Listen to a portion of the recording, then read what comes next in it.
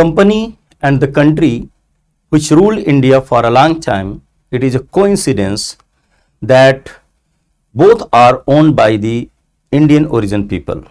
Rishi Sunak is the Prime Minister of Britain and the Rajiv Mehta is currently the owner of East India Company, and that's why it can be said that history repeats itself. Hello everyone, I am Ajay Dubedi and you are most welcome at my digital platform History with Ajay. In fact, it is a common assumption that as soon as East India Company was founded, it started to rule India. But is it a right perception? I think no, it is not a right perception. In fact, the company had to face many problems, many challenges, not only in India but also in its own country, Britain. So, in fact, my today's topic is concerning to the East India Company, and I'll tell you that how did the company establish and how it started to development and which type of problems and challenges the company faced in Britain. After that, in next video, I will tell you that what was the problems in India. So it is part 1 of this whole chapter, and you can see here British East India Company, development and challenges were in Britain. Okay, so but before going on further discussion, I think let's talk about some special terminologies like England, Britain, United Kingdom. So all of us we must have to be familiar about these terminologies, and after that I will go on our topic. Okay, let's try to understand. You know that in fact if you go on history, then we find that England, Wales, these states were already the integral part of Roman Empire. In fact, according to some scholars, in 48 CE, there was a ruler of Rome, and that the name of that ruler was Claudius. So Claudius invaded this area and he occupied all these territories of England and Wales. And at that time it was called Britannia. So after that, after this event, 350 years, about 50 years, Rome already, you can say this whole portion was under the Roman Empire. And after the, you can say during the period of 6th century or 7th century, this whole area was already once again became free, and small tribal states founded in England and Wales also. So in 925, you know, in 925, England emerged as a you can say country with the unification of 2 tribal states, and one state was Anglo and the another was Saxon. So with the unification of these 2 tribal states, England was emerged as a independent country, as a modern country. Now you know that after this period, England tried to annex Wales, and this event happened in 1284. In 1284, according to a statute of Wales, Wales were already became the part of England, but it was not a complete merger. After that, after a long time, you can see here that in 1536 to 1543, there was a process held there, and eventually in 1543, Wales became the integral part of England. So it was the unification of Wales and England, and now this whole area was called Britannia, because you know that when it was a part of Roman Empire, at that time it was called Britannia. So when we say Britain, it means there were 2 countries, what? Wales and England. After that, you know that there was a great empress named Elizabeth. So the successor of Elizabeth was James I, and he was already one of the great propounder of divine kingship theory. So James first wanted to unify Scotland with the Union of England and Wales, but he was failed. So when he was failed, he introduced a flag here in his personal name, and that was later known as Union Jack, in which there were the symbols of two countries, England and Scotland.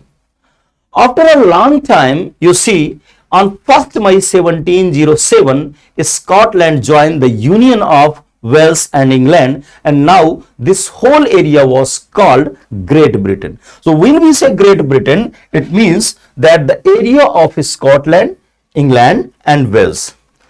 Now it was the period of the colonization, when the Britain, or you can say England, started to colonize the different countries of the world. So how it was possible for its neighboring country to escape itself?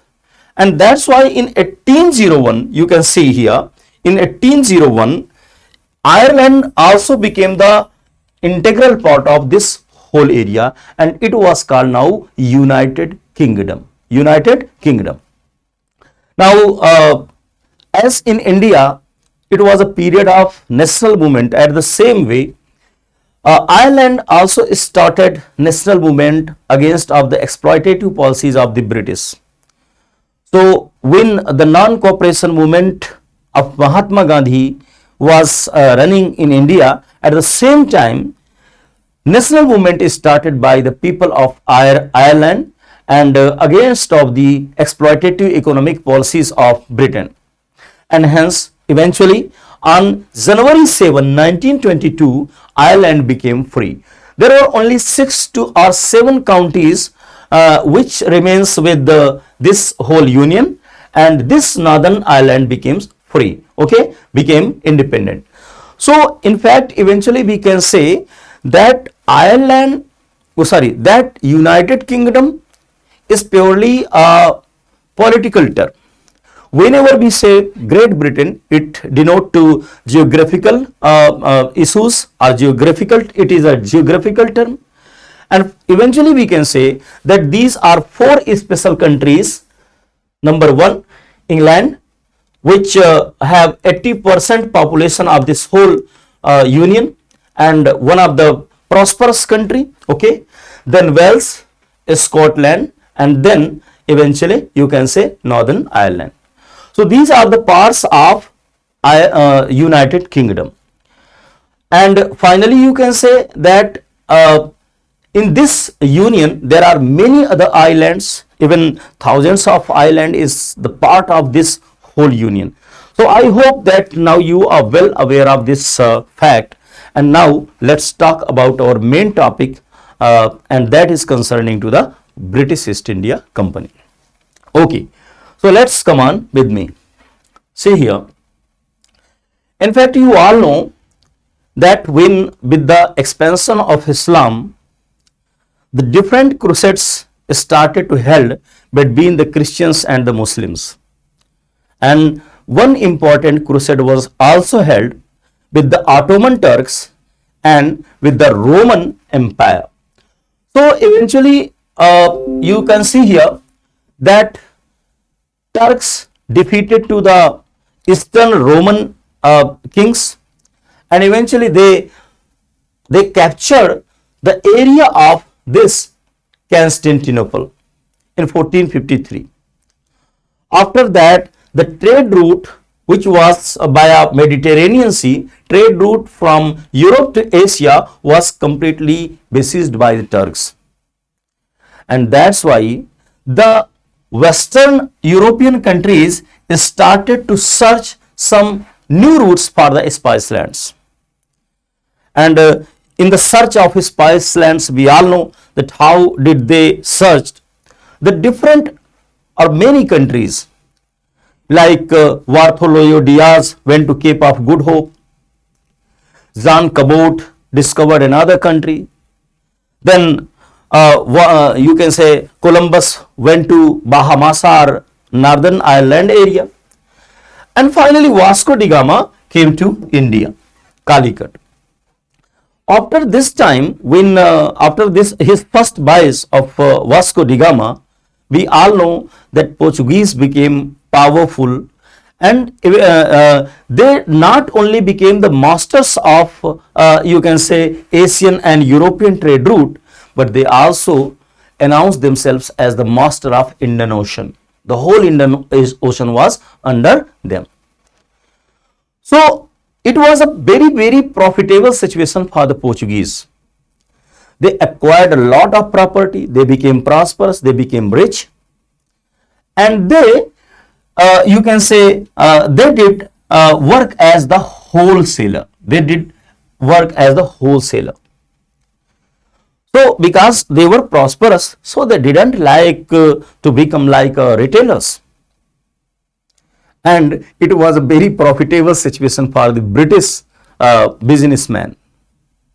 So when Portuguese acted like a wholesaler, it was a profitable situation for the British businessman. Why? Because British businessmen used to buy the goods from these Portuguese, and they used to sell these goods in the different countries of Europe as the retailers. So in this process, they also acquired a lot of money.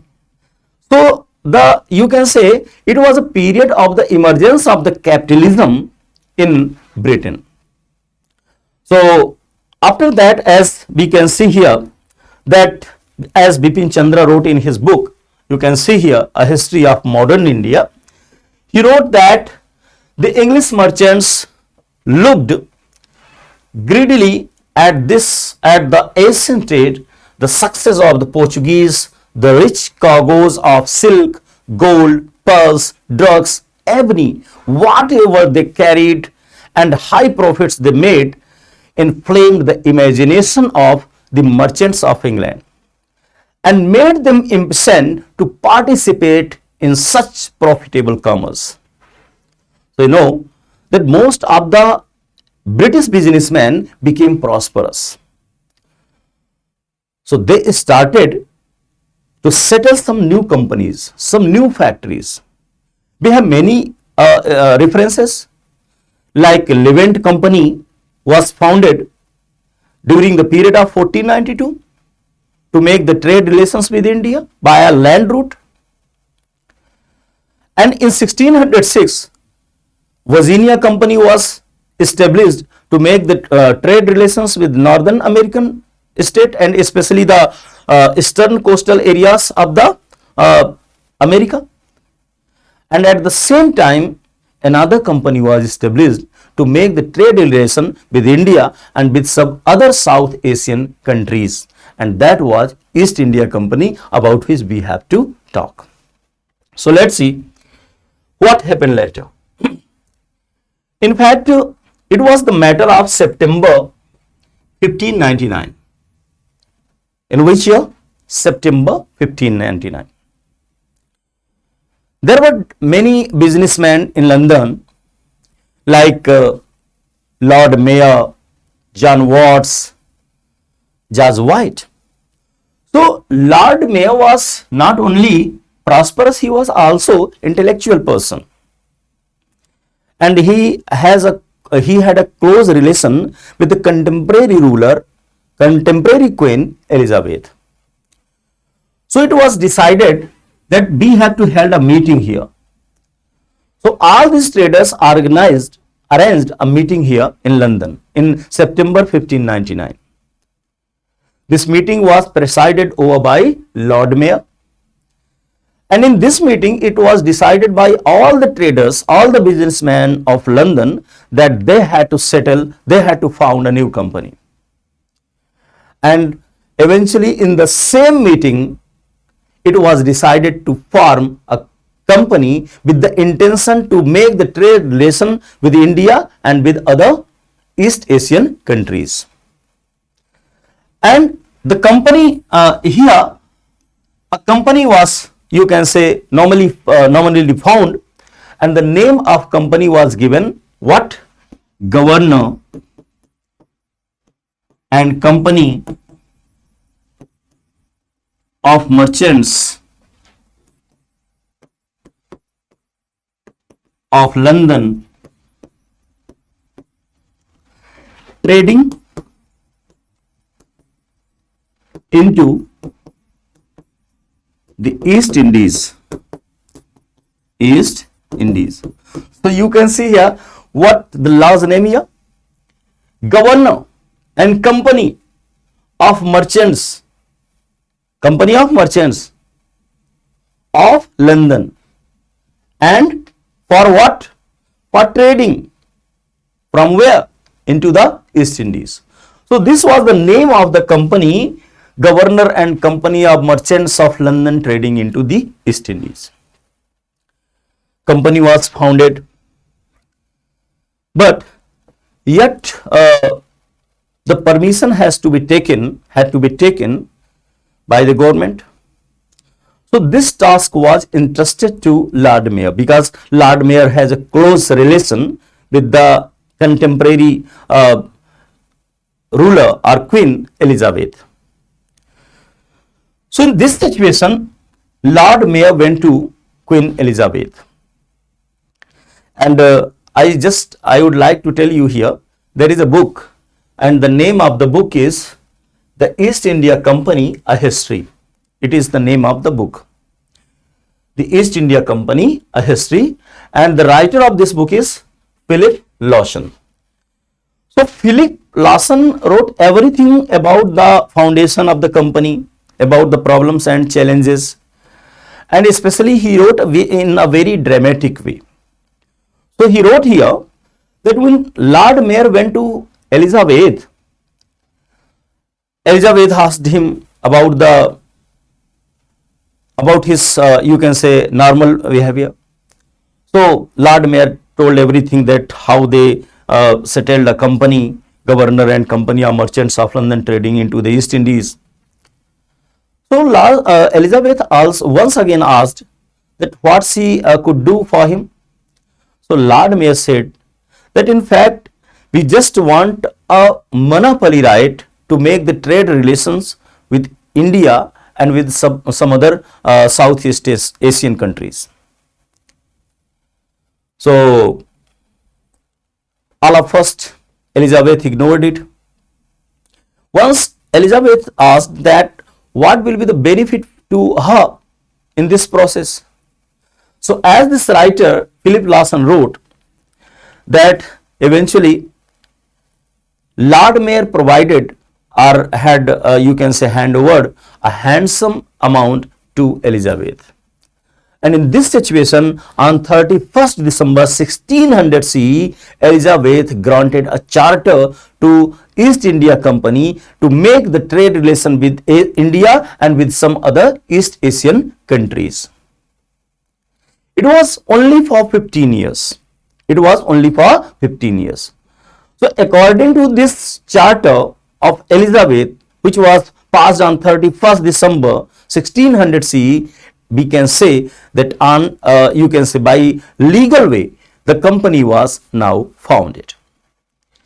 I just want to tell you here, at the same time when Elizabeth was the Empress of the Great Britain, at the same time in India Jalaluddin Muhammad Akbar was the ruler.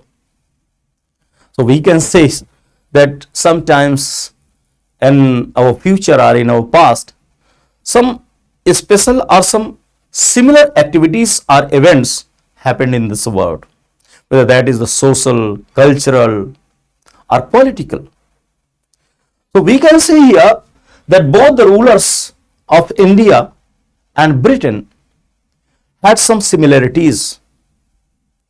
At that time, many events were happening similar in India and Britain. We can see here Jalaluddin Muhammad Akbar was the ruler of India. At the same time, Elizabeth I was the ruler of Britain. And you must have to laugh here, one very coincidence, that similar coincidence, that Jalaluddin Muhammad Akbar started to rule India from 1556 and till 1605 he ruled India. At the same time, what is a coincidence that Elizabeth started to rule Britain in 1558 until 1600 1603 CE, she ruled there. So you can say that she started to rule after 2 years of Jalaluddin Muhammad Akbar, and she died before 2 years of Jalaluddin Muhammad Akbar. There were many similarities at that time. You know that at that time it was, in fact, it was the period when under the Jalaluddin Muhammad Akbar, or we can say that Akbar was trying to integrate the whole India. Even he also make his invasion in Afghanistan. So Bangladesh, Pakistan, Afghanistan, the whole India was the integral part of the Mughal, under the Mughals. At the same way, Elizabeth also tried to expand her empire. There were many similarities. Like, in fact, because the state of Akbar was very vast, and that's why he wanted to, you can say, he wanted to settle all the disputes which were because of the Hindus and the Muslims, and that's why he introduced Tawheed-e-Ilahi or Deen-e-Ilahi. In fact, we all know that he wanted social coordination among the Hindus and the Muslims. So he introduced Tawheed-e-Ilahi or Deen-e-Ilahi. At same way, we all know that there was many conflicts between the Catholic and the Protestant in Britain. So already Elizabeth also attempted to resolve all the disputes between the Catholic and the Protestant. One most important similarity that was, it was also the period of development of Hindi literature in India.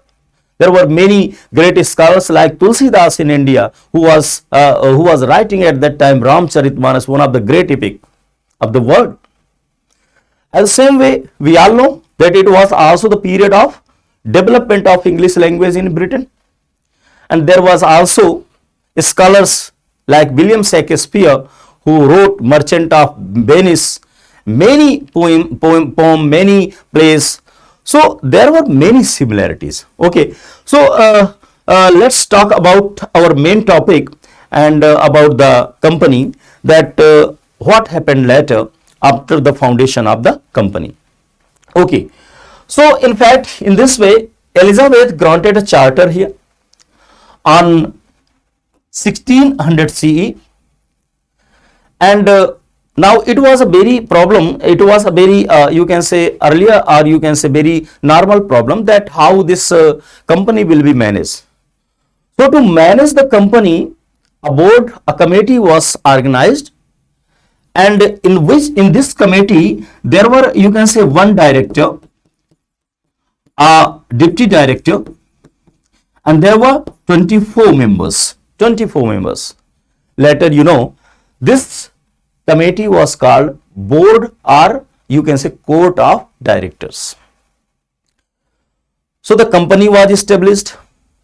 Company achieved privileges right to make trade relations with India and with some other South Asian countries. And a committee, which was the later board or court of directors, were already founded.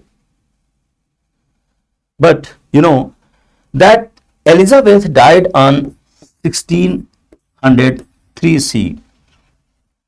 It was a very difficult or critical situation for the company. Why? Because whatever they paid money to Elizabeth, that was completely lost. So his successor was James I. It is the picture of James I. His successor was James I. Once again, company had to pay a handsome amount to James I. And in 1609, company obtained a new commercial charter in which the privileges of the company, the trade privileges of the company, were made perpetual. But after that, company started to make development in Britain as well as in India. One of the successors of James I, Charles II. In fact, it was the critical situation for the Charles II. In fact, he was in economic crisis situation. So when Charles II, the ruler of Britain, was in economic crisis situation, at that time company paid once again a handsome amount to Charles II.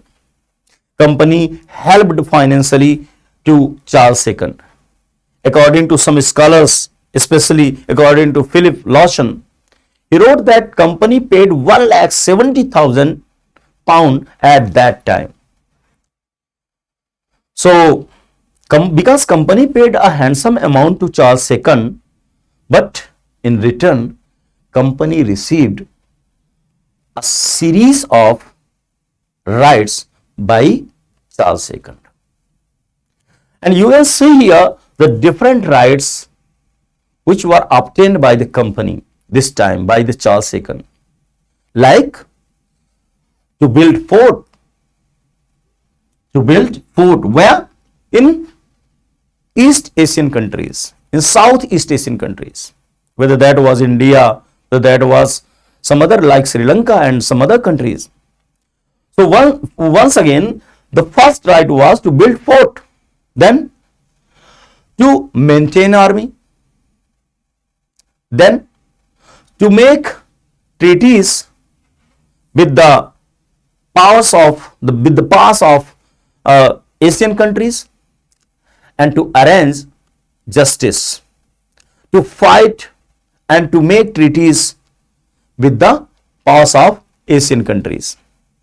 So, if we look at these rights, the series of these rights, to power of building forts, maintaining army, making treaties, arrange justice, fight with the powers of the East. If we see, you can say these rights, then you can just imagine that these were not the common rights.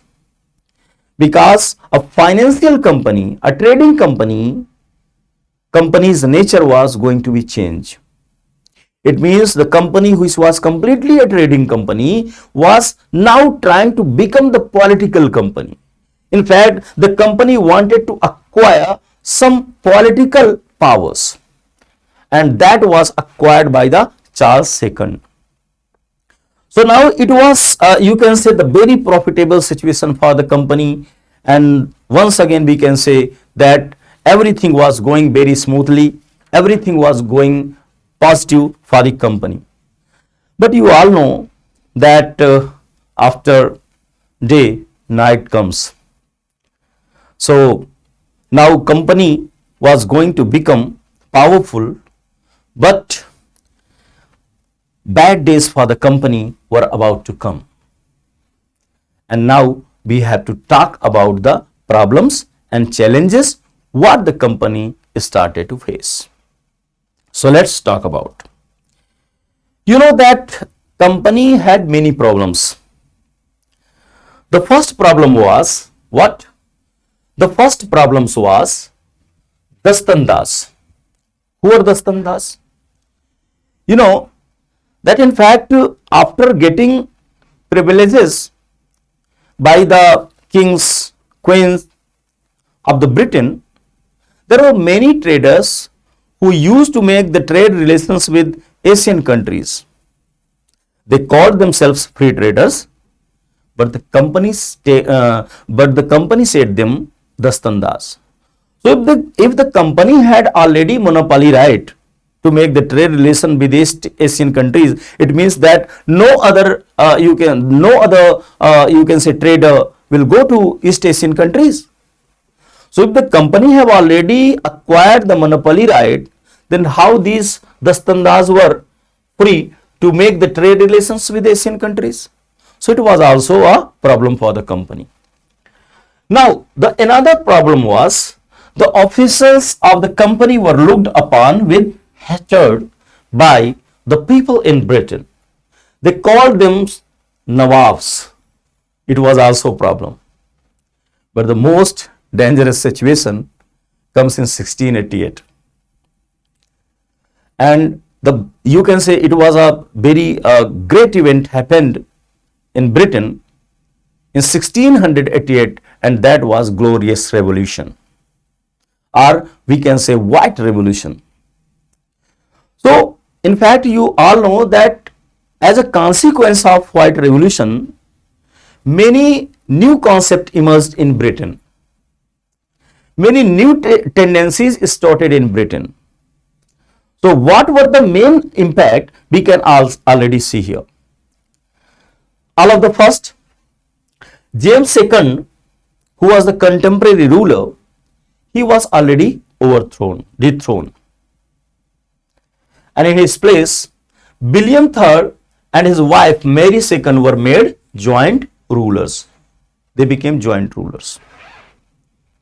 Then the supremacy of parliament was introduced. It is a very, you can say, great consequence of this 1688 Glorious Revolution.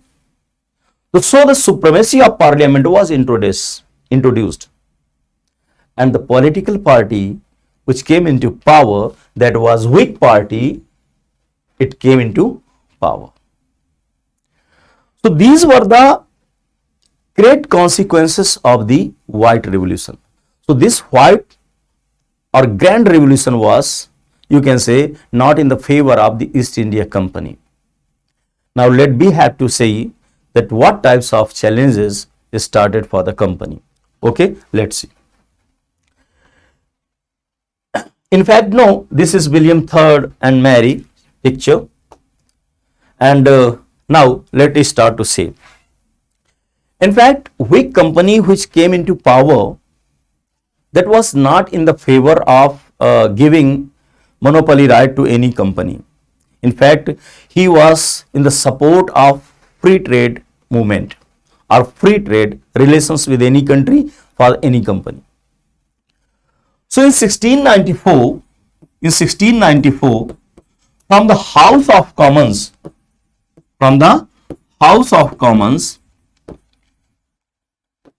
this Whig party, which was a ruling party, announced that now we are going to provide free trade relations, we are going to provide to all the companies, to all the merchants, all the traders, free trade relation with any countries.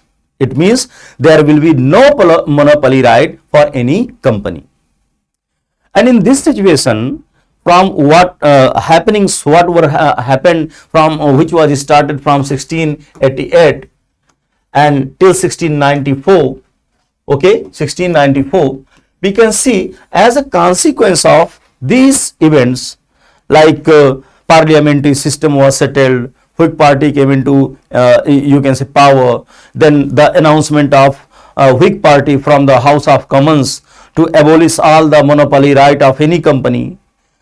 In this situation, many other traders were already inflamed to settle some new companies.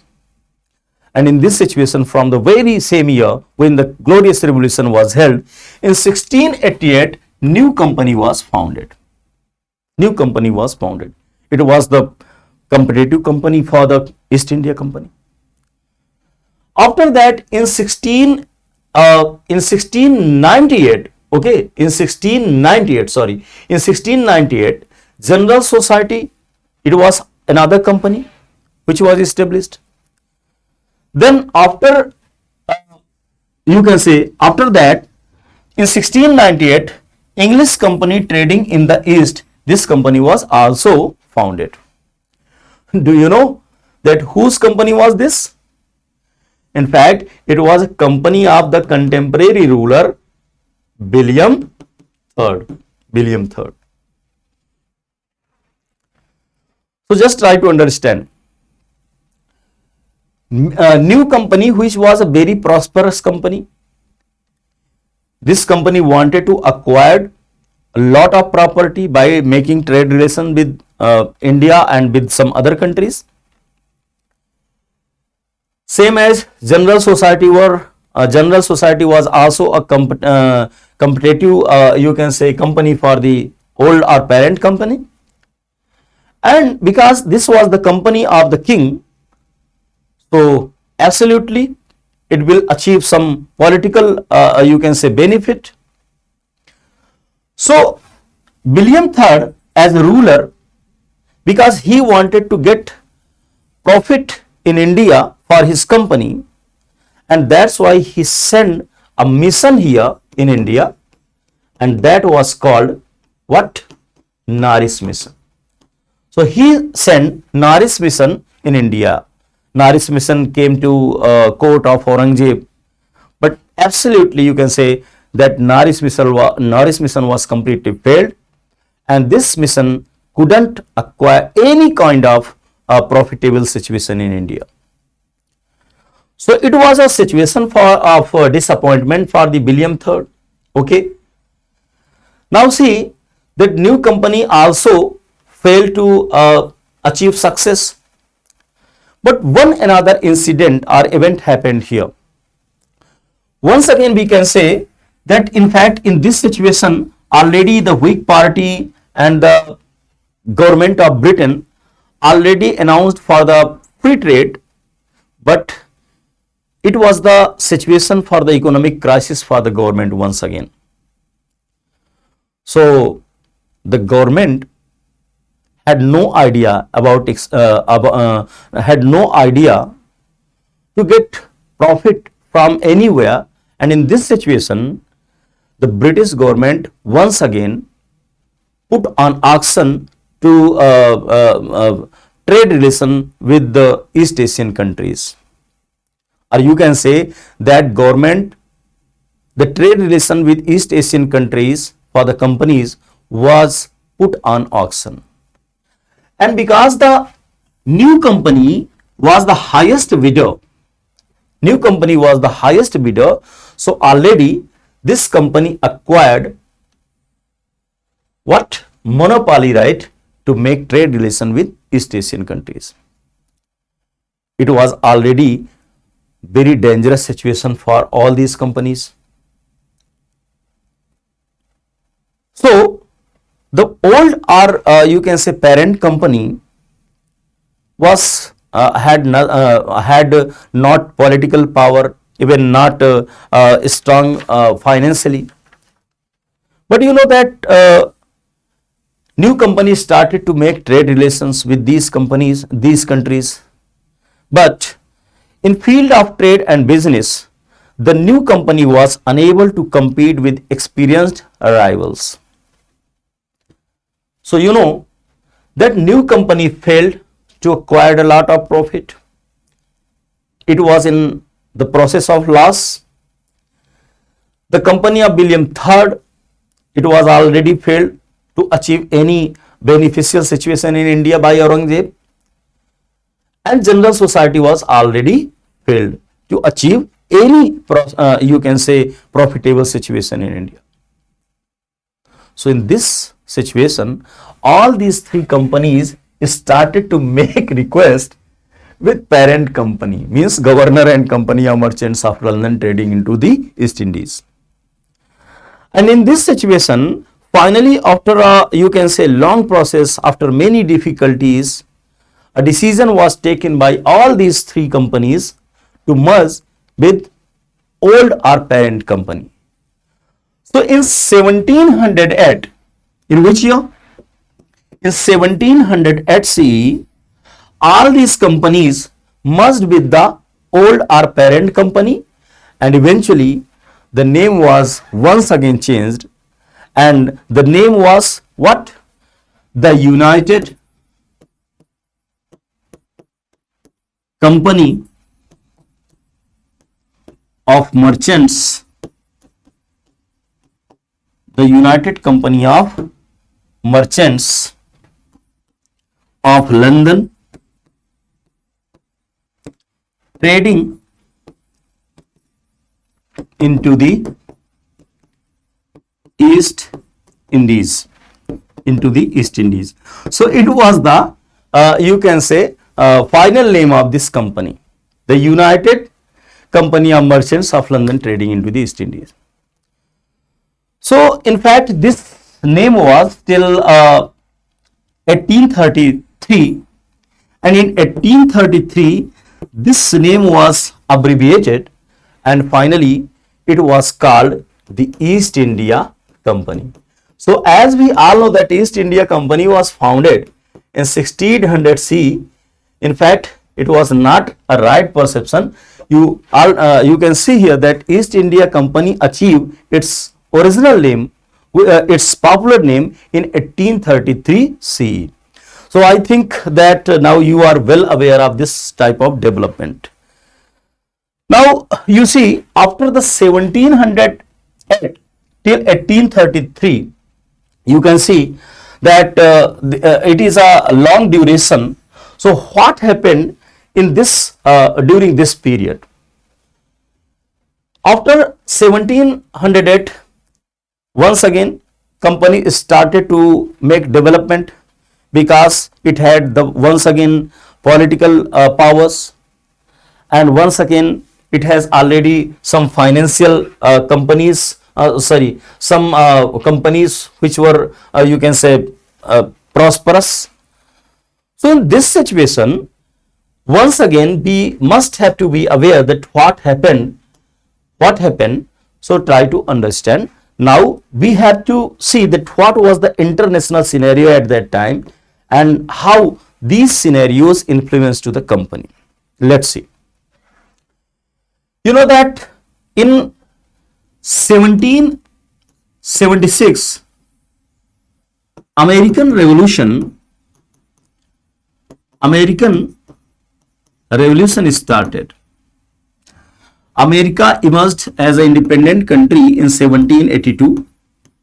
Okay, and we all know that how America influenced to the French people, and also in 1789 French Revolution was also held. French Revolution also held. So the different types of elements as a consequence of these revolutions were already emerged not only in these countries, they already inflamed to the people of in other countries. Like American Revolution had given already a special thought, and that is free trade.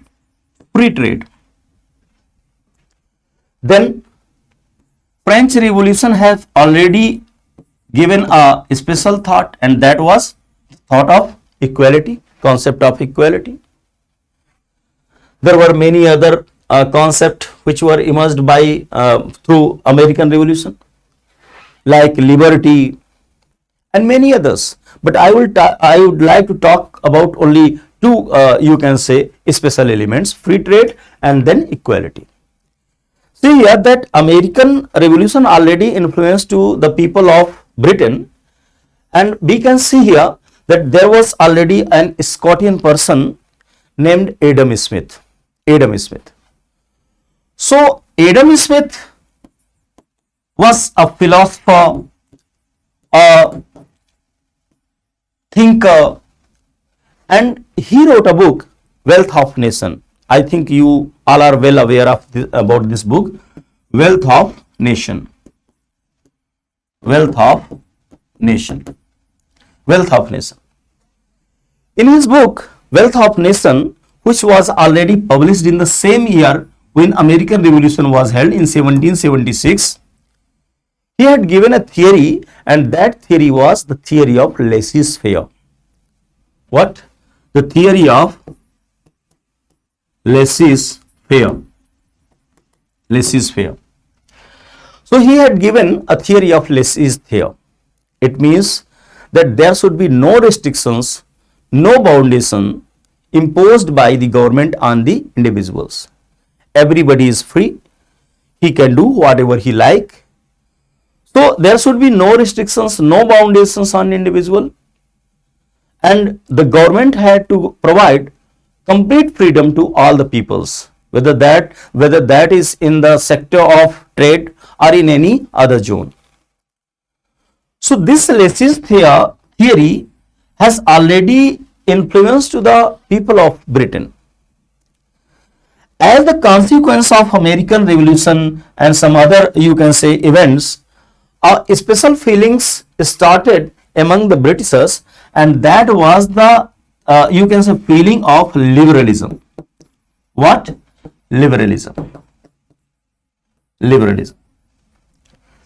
So Adam Smith started to you can say Adam Smith, who had given the theory of laissez-faire, the another concept which was emerged, liberalism, and there were many followers of you can say these concepts or these peoples like Adam Smith. There were many other peoples like James Mill, John Stuart Mill, Robert Slade, and there were many others. So all these people started to say that there should be complete freedom, whether that is in the zone of you can say trade or in any other zone. At the same time, we all know that French Revolution was already held, and there were many people who already welcomed this French Revolution in Britain, and they were already you can say there were already some political parties like Whig Party already welcomed this revolution. So you know that the different types of pressure were already started to generate on government. So you can see here that what happened as the consequence of all these events, free trade movement started in Britain. Then Chartist movement already started in Britain, and as a consequence the government was already forced for what? To have some parliamentary reform in Britain. So finally you can see here that as the consequence of different events, what was happening in the world scenario, international scenario, like all of first American Revolution,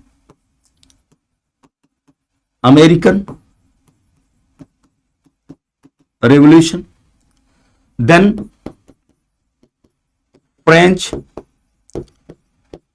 Revolution, okay, American Revolution, then French Revolution. These revolutions had given some special thoughts to the people of world, and as a consequence we can say that the theory of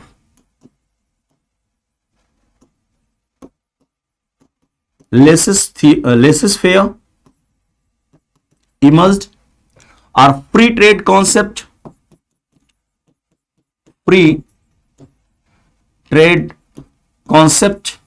emerged here, okay, and the feeling of equality also emerged among the Britishers. So in this situation, different types of movement started in Britain, like free trade movement. Free trade movement started in Britain, okay, and there were many, as I told you, that there were many people, right, like John Peel, who later became the Prime Minister. He was already one of the great supporter of this free trade movement. So free trade movement started in Britain. Then once again, what we can say, after this situation, Chartist movement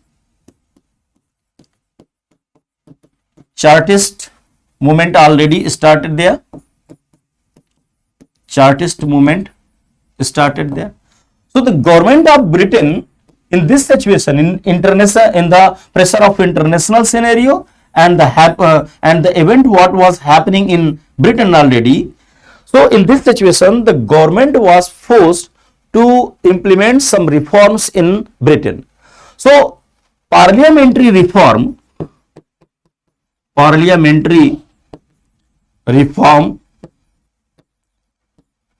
started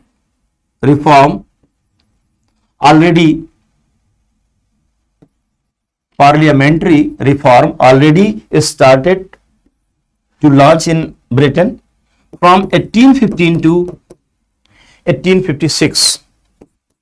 And in this situation, we all know that now the government of Britain is started to impose some restrictions on the company. And eventually we all know that in this situation on 1813, according to a Charter Act, the British government already removed all the powers of the company except that of what? Making trade with China and trade in sugar. So except that of these two special rights, all the special rights were already removed which the company had. After that, you all know that in 1833, all the monopoly right of the company was already removed. After the revolt which was held in India in 1857, now the government already removed all the power in 1858 and India became the integral part of Britain. We all know that in 1874, what? In 1874, all the privileges, all the powers of the British East India Company was completely demised, completely dissolved, and you know, it was the brief history of the British East India Company, its development and its challenges. So I hope now you are well aware of this development, progress, and the challenges which what the company faced, and what was the international scenario which make a pressure on government of Britain, and according to that situation, the British authorities, British government had to take in some steps which was against of the company, and finally we all know that after the revolt of 1857, in 1874, finally all the, you can say, powers, all the even the name of the company was finally demised. So I hope now you are well aware of all these facts. Now let me see in some other videos, and that is concerning to the next part of this company, that what types of problems and challenges did the company face in India. So have a nice day. Thanks a lot for watching my video. Okay, thanks.